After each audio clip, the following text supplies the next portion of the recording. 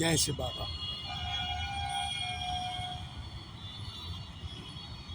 ज्ञान तो बहुत सहज है,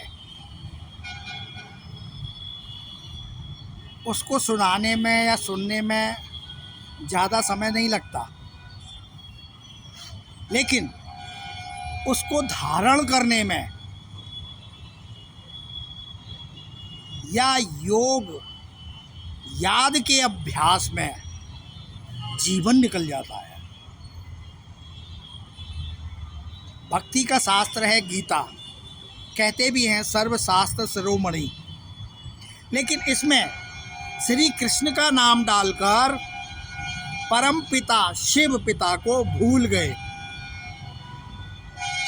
अब तो कृष्णम वंदे जगत गुरु, कृष्ण तो एक बालक है, सतयुग का सर्वप्रथम प्रिंस है। सारी भक्ति भावना कच्छ मच्छ अवतारों में दिखा के कण कण में भगवान जैसी भूलें करते रहे और कण कण में भगवान के ज्ञान को बांटते रहे, जिससे लोग भ्रमित हो गए। निराकार की याद निराली है, इसीलिए तो कठिन है। यहाँ तो धन दौलत और वैभव सुख सुविधा को स्वर्ग मान लेते हैं कि सब यही स्वर्ग है कलयुग का, जबकि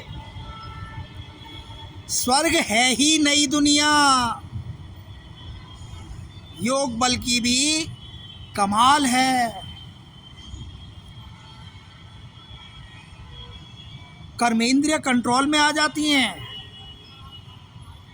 इतनी कमाल है योग बल की कि सारी कर्मेंद्रियां कंट्रोल में आ जाती हैं। ज्ञान चिता पर जलने जैसी कोई बात नहीं है, पुरुषार्थ प्रथम है।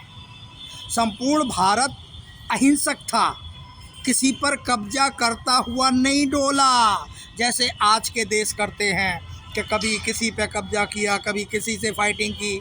ऐसा नहीं है। सतयुग में बहुत छोटी सी दुनिया होती है, जैसे कलम कितनी छोटी सी होती है, लेकिन उसका पर झाड़ कितना बड़ा निकल जाता है, वृद्धि को पाता है, कितनी डाल डालियाँ निकल जाती हैं। जो नया है वो पुराना भी होता है, और जो पुराना है फिर उसको नया होना होता है। व्रत रखना है तो पवित्रता का रखो। भोजन के व्रत का कोई मायने नहीं। एक दिन का आपने उपवास कर लिया तो क्या हो गया। पवित्रता का व्रत रखो कि हम पवित्र रहेंगे। ज्ञान है तो योग है, और योग है तो धारणा भी होगी, और धारणा होगी तो ही सेवा कर सकेंगे। अदरवाइज दूसरों की सेवा करना तो बहुत कठिन है। अपनी अंतरात्माओं को जगाओ, अटेंशन का पहरा दो, अटेंशन रहो। एक दूसरे पर दोष लगाना सहज है, लेकिन खुद को माफ करना बहुत कठिन है। मनुष्य जीवन में दृढ़ संकल्प ऐसा हो जो पहाड़ को राई कर दे और राई को रुई बना दे।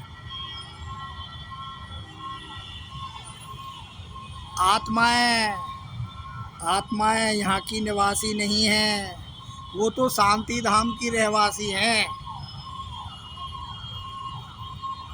वहीं वे अपने स्वधर्म में रहती हैं।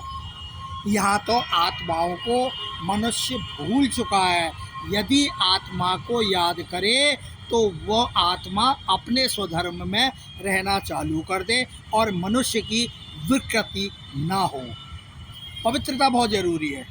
आज प्रत्येक आत्मा में कोई ना कोई कमी अवश्य है, जबकि सबका पार्ट अलग अलग है। कर्मेंद्रियों के बिना आत्मा कुछ नहीं कर सकती।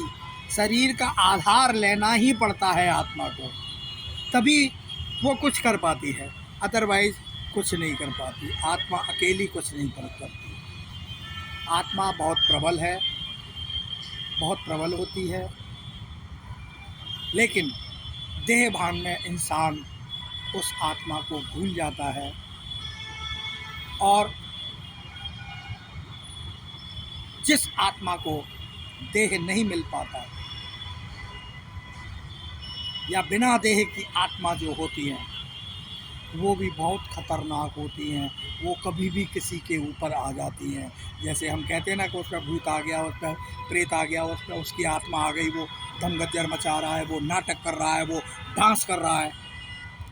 तो ये सब ऐसी आत्माएं हैं जो अनाशित एकदम से शरीर छोड़कर चली जाती हैं। जैसे आत्महत्या करना, जैसे एक्सीडेंट होना, ये सब आत्माएं ऐसी हैं जो बिना शरीर के हो जाती हैं।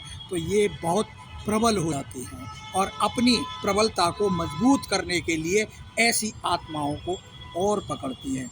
जय शिव बाबा, जय निराकार।